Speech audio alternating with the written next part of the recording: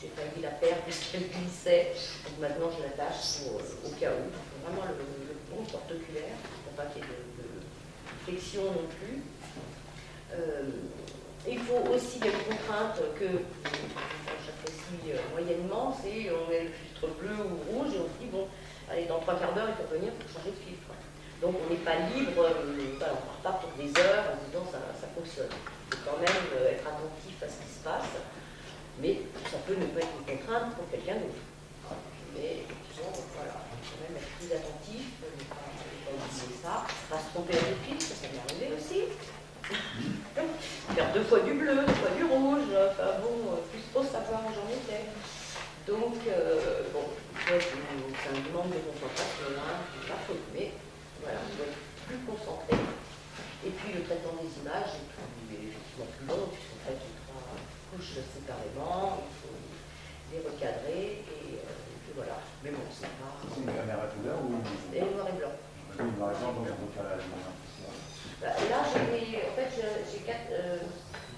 5 filtres dedans. LRGB plus le HFA. Là, j'ai tous les choix possibles selon ce que je veux faire. Et les refroidissants, Moins 30. Un module Peltier, moins 30. c'est Alors, c'est le moins delta. 30 par rapport à la température, c'est pas régulé.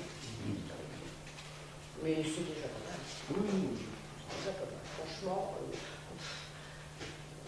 je dirais par rapport à l'APL, quand je vois des pauses de 10 minutes à l'APL, ce que ça donne.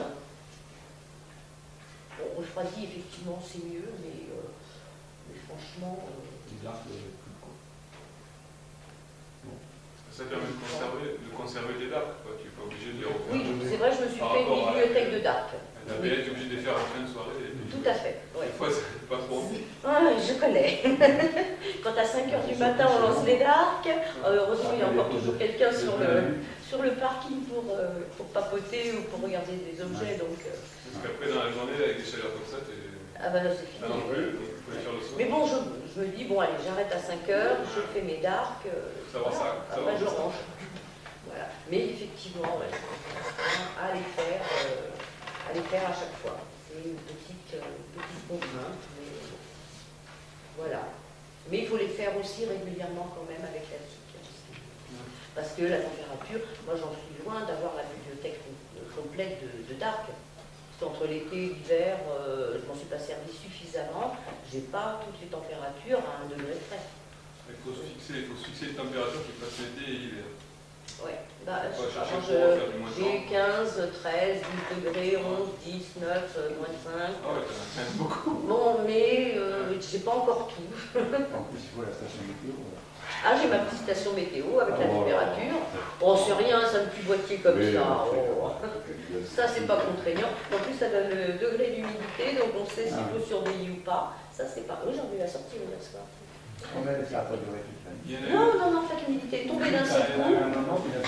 Et après, plus rien. Ouais. Après, j'étais, je crois, jusqu'à 11h, peut-être minuit. 11h30. Le dernier coup de sèche-cheveux, c'était 11h30. Et puis après, je suis revenue surveiller quand même, mais plus rien. Donc, je préfère continuer. Donc, voilà pour les caméras pour le ciel profond. Pour l'autoguidage, donc la PL1. Hyper sensible avec son capteur 1,5 pouce, noir et blanc, voilà.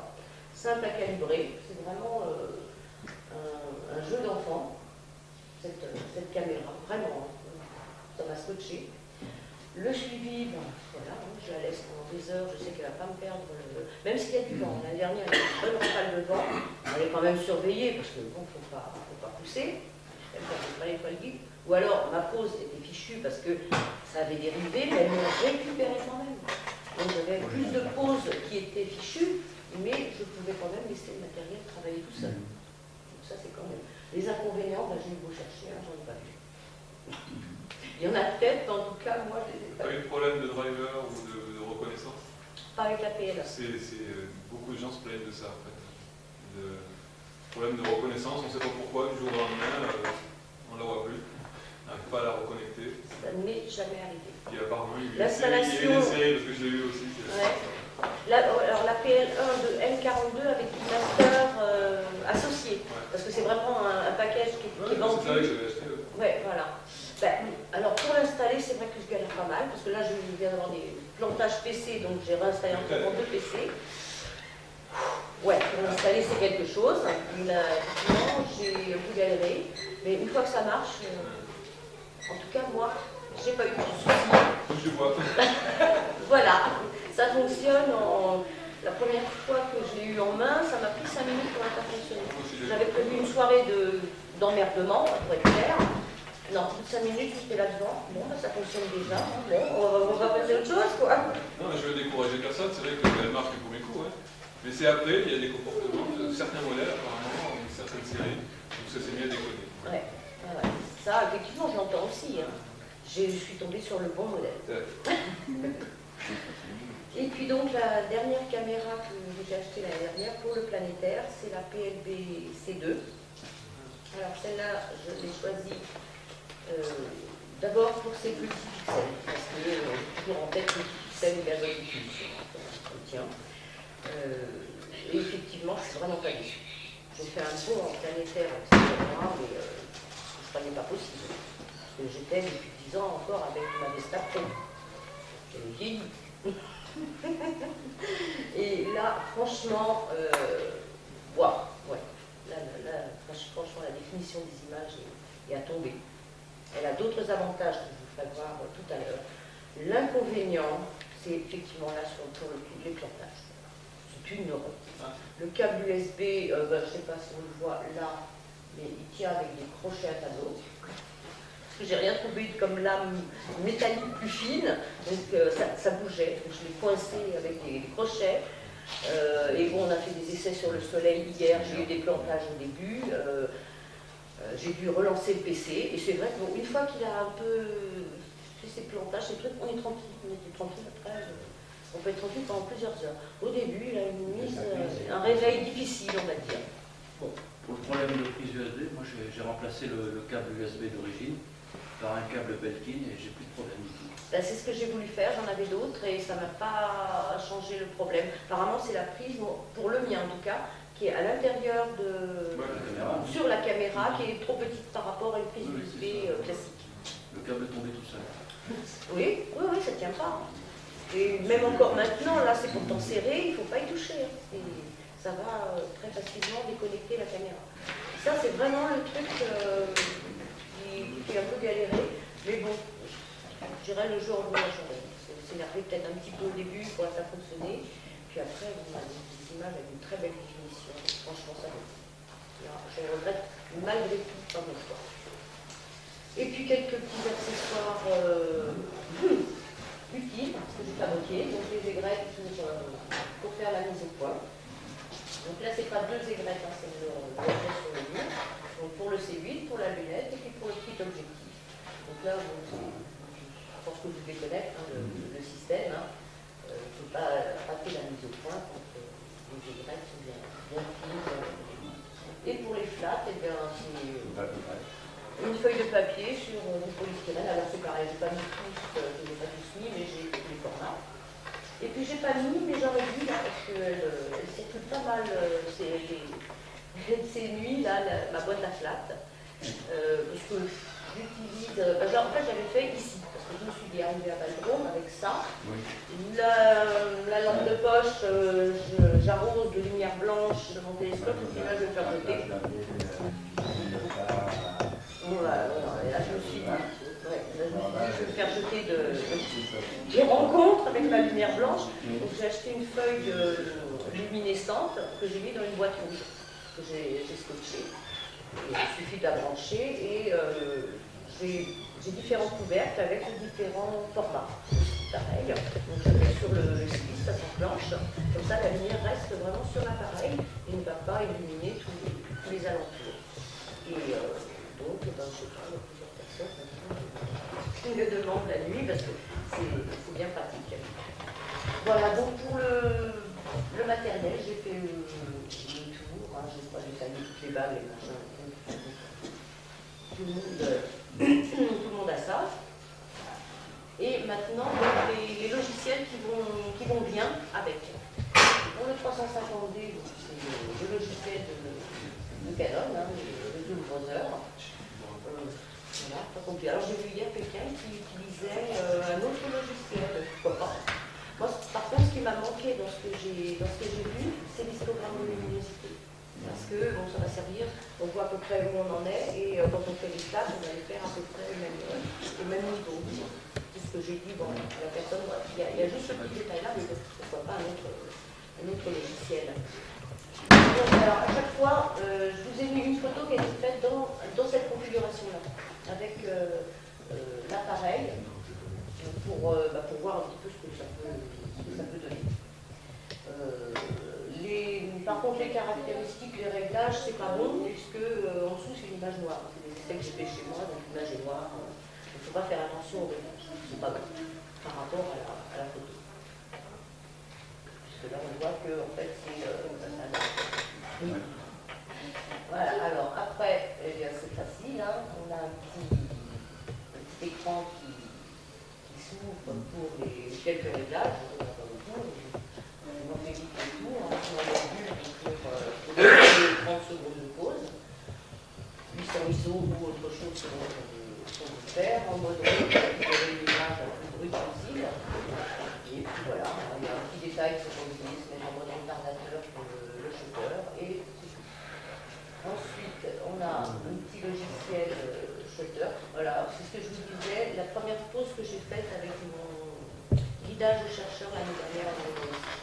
10 minutes de pause pendant 4 heures. Avec le 350, tu peux faire le mode bulbe. Oui. Je n'ai pas limité à 30 secondes. Non, justement, on passe en mode bulbe. On passe en mode bulbe pour dépasser les 30 secondes. Oui, ça sur le 350, ça marche. Ah, mais le 350 aussi. C'est le 350 aussi. Ça va avec les jeunes, ça avait eu ce problème, et il me semble que j'en avais un 350. Je n'avais pas le mode bulbe. Ah, si. Sur le Tous les appareils. Oui, ah oui, c'est une petite molette sur le dessus. C'est une petite molette qu'il faut tourner. C'est vrai qu'on ne le passe pas de manière logicielle. Il faut le passer sur l'appareil. lui-même. Oui. Devant, il y a l'endroit où on fait la mise au point. Et là, ça fait sur 30 secondes. Oui, quand on prend l'appareil, il y a un endroit où on fait la mise au point, et juste derrière une petite molette ronde comme ça. Oui. On la tourne et on passe en mode bulbe. Ah, donc il faut le faire tout ça, c'est bon. Manuellement, oui. Non, avec le logiciel, là, Je croyais qu'on était coincé à 30 secondes parce que. c'est bête. C'est bête et non. C'est pour ça que je suis venu. Eh ben voilà. Ne serait-ce que pour un truc, ça vaut le coup. J'ai pas perdu ma journée, voilà. Merci. Donc voilà, ce que je disais, l'APN pas refroidi, 10 minutes de pause, je vous posais dans 4 heures à peu près. La première image que j'ai faite, le chercheur avec le CB l'année dernière. Non, c'est 4 heures de pause. Mais des pauses de 10 minutes. Bon, effectivement, recadré de ce côté-là parce que j'ai ce problème. Avec le réducteur du CV?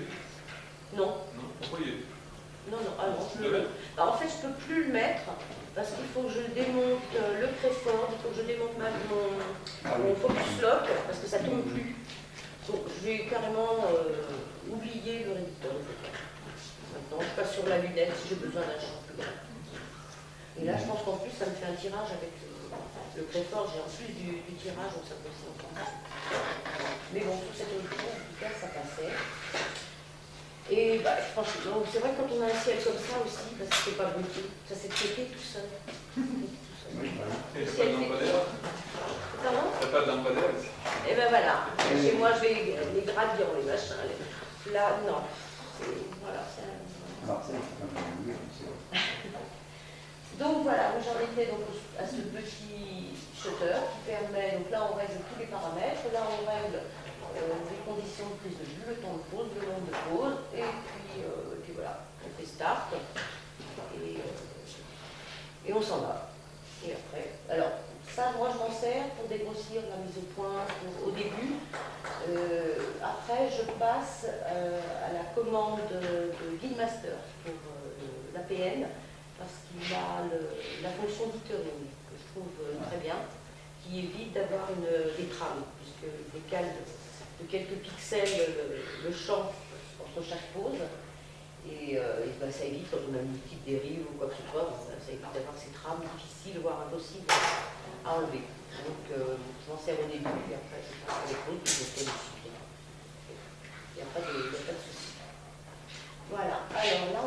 à la TIC. Donc son logiciel, c'est Artemis Capture, qui est aussi, alors on voit un très dépouillé, très simple. Moi j'aime bien tous les logiciels, ça fait partie de mes choix, parce que, comme je disais à certaines personnes, moi les tableaux de bord d'avion, la nuit, la fatigue, j'ai pas envie. J'ai pas envie, je veux que ça soit simple, facile, j'ai pas envie de m'y mettre, tout simplement. Donc il faut que ça soit dépouillé, on va à l'essentiel, puis voilà. Alors après, c'est vrai qu'on peut creuser dans n'importe quel logiciel, bien le connaître, bien le maîtriser, pourquoi pas. Moi, c'est pas ma démarche. Donc là, c'est vrai que la plus simple, il n'y a pas. Donc, un petit écran, je ne sais plus lequel, on clique sur une des icônes là, et on a l'affichage, avec Live Vision, qui est pas mal aussi, parce qu'on peut passer en bouche très facilement. Et puis, un autre petit écran où on règle le temps de pause. Alors, et après, on clique là. Là, si on veut faire une pause. Là, si on veut les enchaîner pour toute la nuit.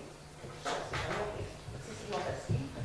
Il n'y a qu'un piège, un truc qui n'est pas logique dans ce logiciel, c'est que l'autosave d'image est décoché par défaut. Donc, quand, comme moi, on a fait toute une nuit sans le cocher, qu'on est revenu, qu'on n'avait pas une seule image en danger, on n'oublie pas deux fois. Voilà, je suis revenue, j'ai vu ça, j'ai fait un non. Voilà. Bon, maintenant, à la limite, 5 minutes après, je me dis, est-ce que j'ai bien coché? Et j'y reviens, parce que c'est vraiment le truc à ne pas oublier. C'est pas logique, il devrait plutôt le cocher, quitte à jeter des images, plutôt que de ne pas le cocher. Bon, ben, après, voilà, on le sait.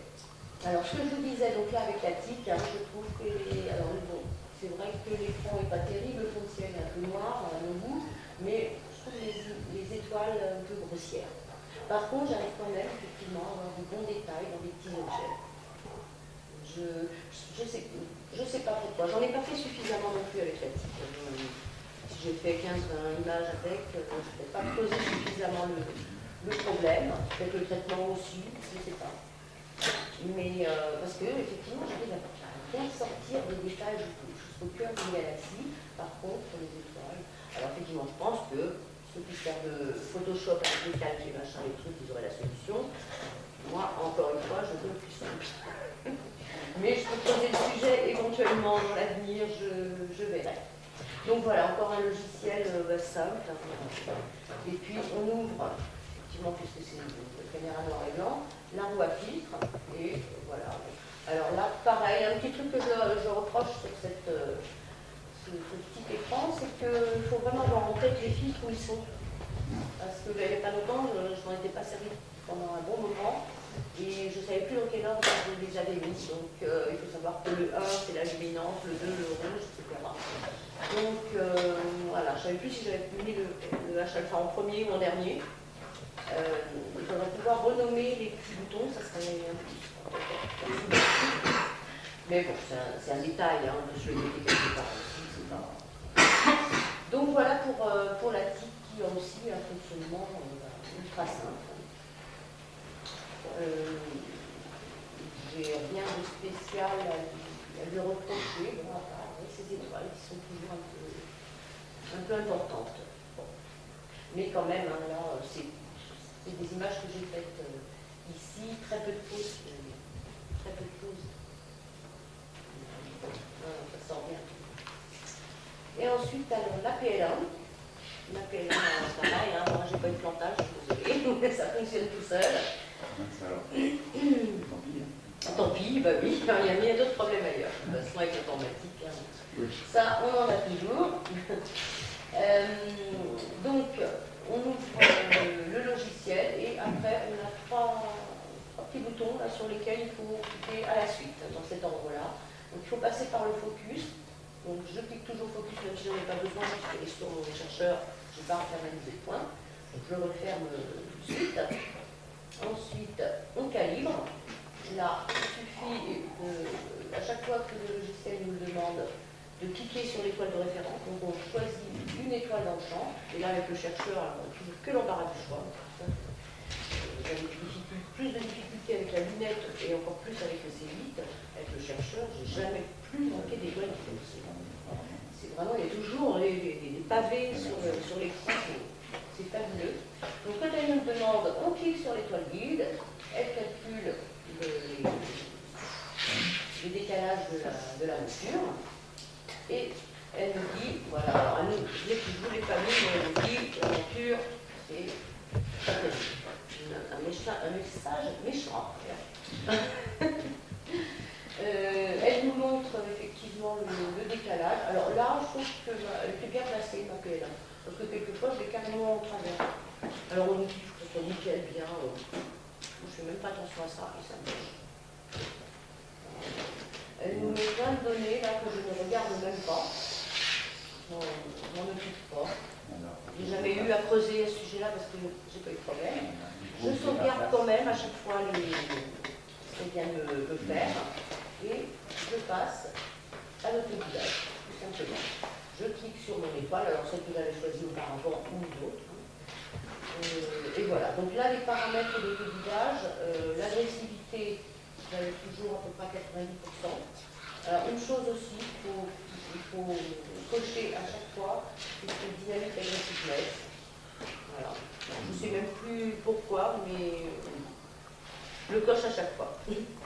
Voilà, et c'est une chose à vérifier quand même, c'est qu'on a choisi une étoile suffisamment lumineuse, donc là on a la luminosité. Donc c'est bien quand c'est au moins de 90%, 100%. Une étoile lumineuse, 100%, c'est bien. Et là, on voit que l'étoile, elle a gagné en luminosité, puisqu'elle a atteint les 100%. Et après, on peut suivre effectivement le guidage sur les deux axes. Donc, normalement, si tout va bien. Alors au début,